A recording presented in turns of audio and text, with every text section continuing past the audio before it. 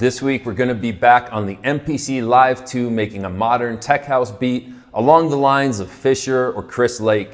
Now if you're new here, please like and subscribe so we can keep making these videos, and if you want to follow along with the entire MPC project that we're going to be looking at in this video, check out the link below to head over to Patreon where you can download this entire MPC project. Now with that being said, let's jump right in. Let's have a quick listen to the beat.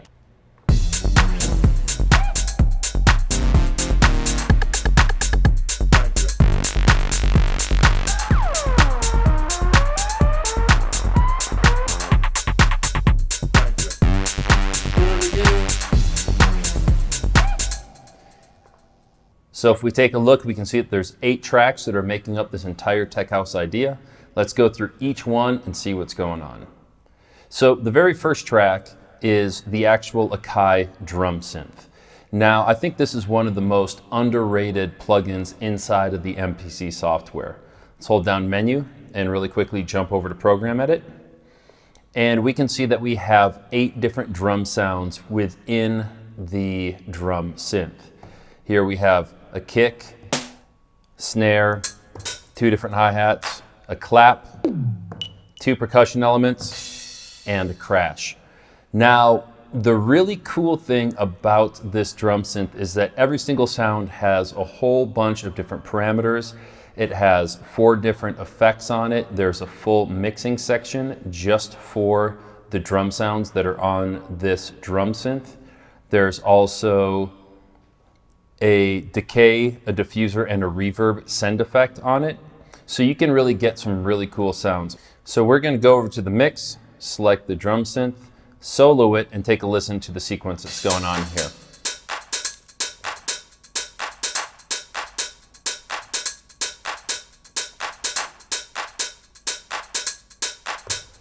This is a pretty basic tech house arrangement with some hi-hats coming on the up, claps coming on the 2 and the 4. There's no kick being used on this channel because we're using it on another drum channel for sidechaining purposes. But the really cool thing about the drum synth is that with all of the different ability to put reverb and delays on each one of these, you can see that there's a lot of movement going on within just this one channel itself.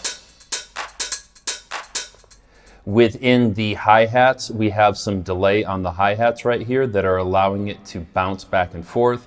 There's also reverb on most of it, so it's giving all the sounds a presence. And if we go into, let's just say, this snare sound right here, one big advantage of the drum synth is you can see the individual tuning for each of the actual sounds.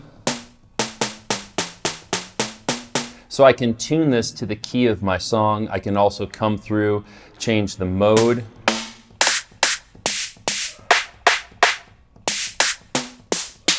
Or one thing I like to do when I'm using the drum synth is I'll go in and I'll program my basic pattern.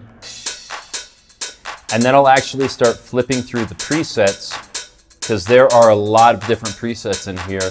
And really quickly I'm gonna see just a whole bunch of different variations, maintaining the same pattern but just using completely different sounds.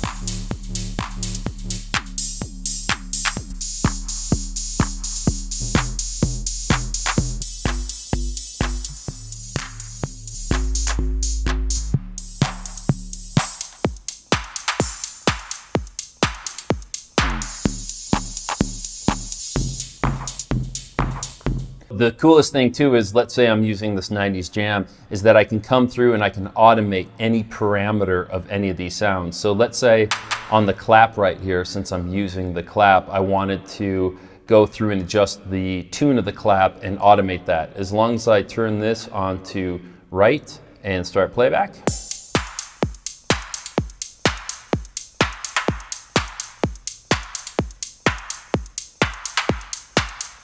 I can even do it with the hi-hats right here.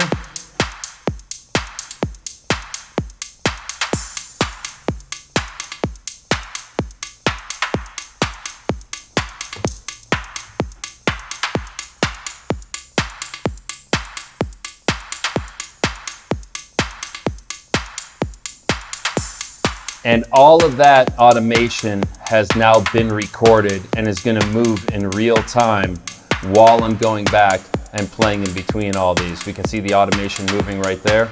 So the drum synth, yes, we're using this in here as the top loop, but this is a really good way to overcome any sort of creative frustrations or creative blocks, is just start with a basic pattern inside of the drum synth and then go through and change a lot of the different kits and see what you come up with, because you'll probably find something that really surprises you, and it's a really great way to overcome any sort of writer's block on there. So again, this drum synth is what we're using to make up the top loop.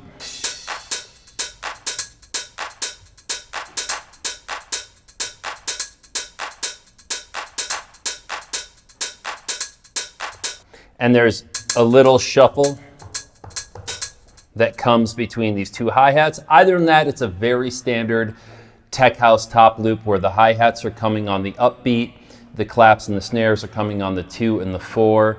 There is a crash on the 1, and again, there's no kick on here because the kick is going to be used on the actual different drum program for sidechaining purposes. So let's go into the next track here, which is our bass line. So once we have that groovy top loop going on, we're going to go in and check out this bass line here. Now, this bass line is just the root note, a solid note on there, and what we're actually using for this is going to be the tube synth. Now, if we jump into this tube synth, we can really go through and customize our sound. In a future video, we're going to go through each one of these different plugins and go through sound design on each one. But this is the preset called Rounded Bass. It has kind of a tubby, rounded feel to it. And it's just doing this constant bass line right here. And the way I created this bass line is I just turned on the note repeat on 16ths and just kind of rhythmatically tapped in there to get this groovy bass line going on. Now, if we actually take a look at the bass line and we go into the cutoff here, we could add some automation to this if we wanted to. Again, simply just clicking that and turning the automation and then adjusting our knob accordingly.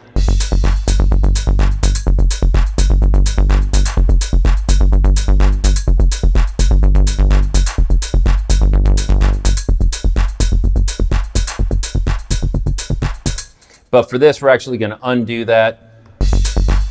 And we're going to bring the cutoff down to, let's say, about 7 or 8 to give it really nice, chunky, not a lot of top end on there.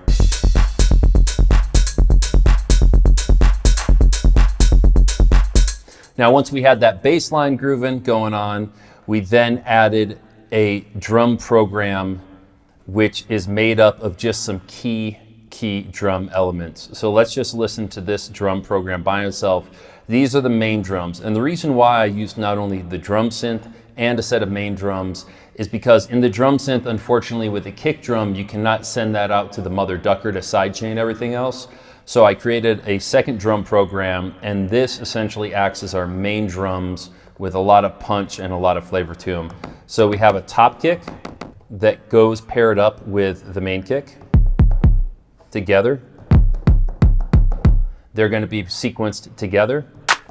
We have a really nice grimy clap, and this clap has a little bit of grit at the end, which allows it to be a little less of a tight quantized feeling, give it more of a loose groove to it.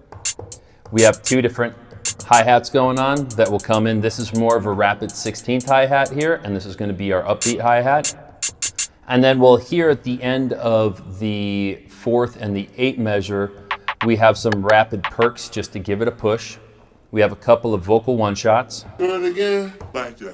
And then in the second bank here, we just have some vocal shouts. So if we listen to just these main drums by itself,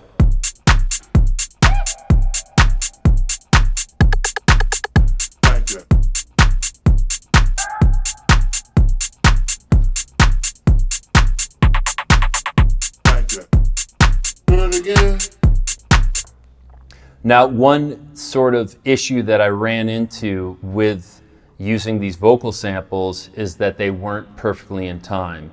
If you have a one-shot sample like this, if you go into warp samples right here, turn the stretching on, and what we're going to do is just start adjusting this BPM right here until it feels like it's in the groove. Because without the warping, do it again. You can hear it's extremely fast. It didn't fit in the pocket.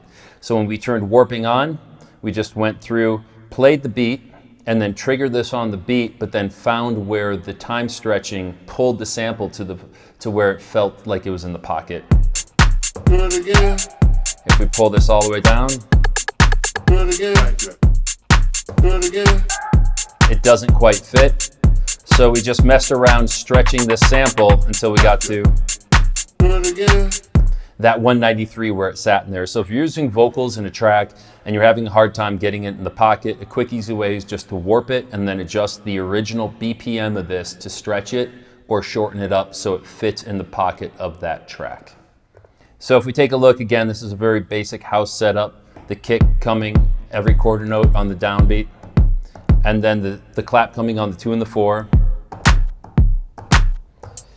These are our 16th hi-hats with a little variation of velocity going on. And then these are coming on the upbeat.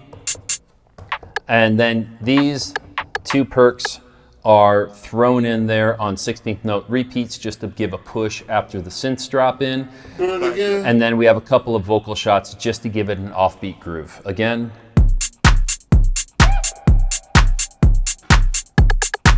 And if we bring in the top loop,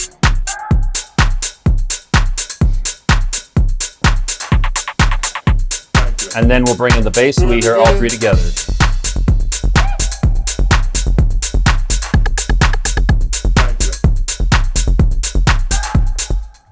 So these 3 sounds are what make up the core fundamental groove of the entire project. And the rest are just melodic elements that come in on different bars to give a lot of movement and the melodic overall feel to it. So all of these different melodic elements are actually just a part of MPC software. They're using Tube Synth. So let's first take a look at synth number 2. Here is the Tube Synth. And it has sort of this ramp up and a ramp down feeling. And that's just a very short note that triggers right on the 1 to give it a shot right on the very downbeat of the overall track. So let's bring it in with the drums and the bass line. As you can see, it's just the root note, just triggering the root note, a really quick on off, and we get the synth doing the rest of the movement on there. The only thing we changed with this sound is we just opened up the cutoff all the way to 100%. It was closed a little bit before, but we just opened it up so we get all that grit and grime on the top, and it really allows it to cut through the mix. If we go into stab number 1, again, this was using Tube Synth. The only change we made in here, besides using the preset DAF Solo, is we opened up the filter a little bit just to give it more high frequencies on there to allow it to cut through the mix. And this is actually playing a little melodic riff. And that's pretty much it. So let's listen to those first 2 synths, synth 2, and then stab number 1.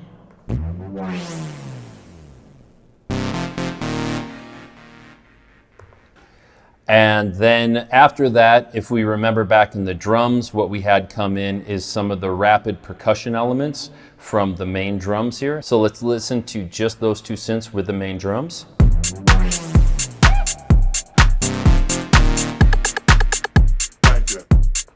So those 2 make up the first melodic idea. Now let's bring in this bass dab. The bass dab is going to come at the end of each one of these melodic ideas and just hit the root note.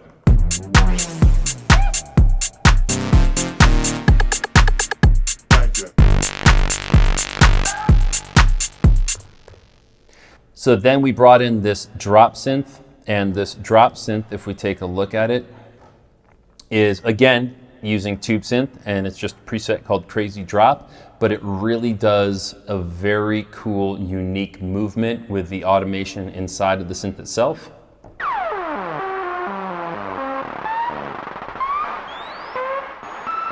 Which sounded amazing when we put it in the track. So again, that's just holding the root note, and this preset is doing the rest of the work for us. So let's listen to that when it comes in.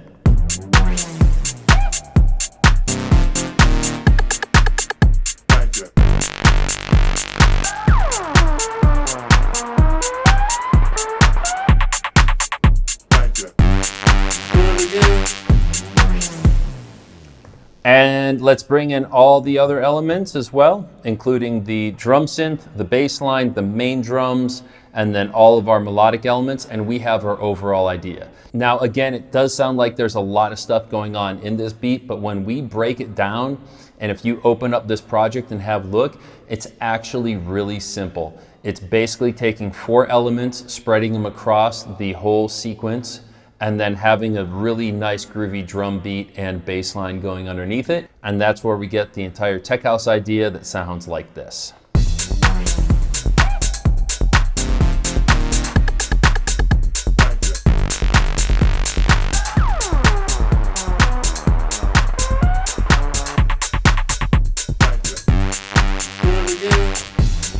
All right, I hope that helped you understand how you can use the MPC to make a modern groovy tech house beat.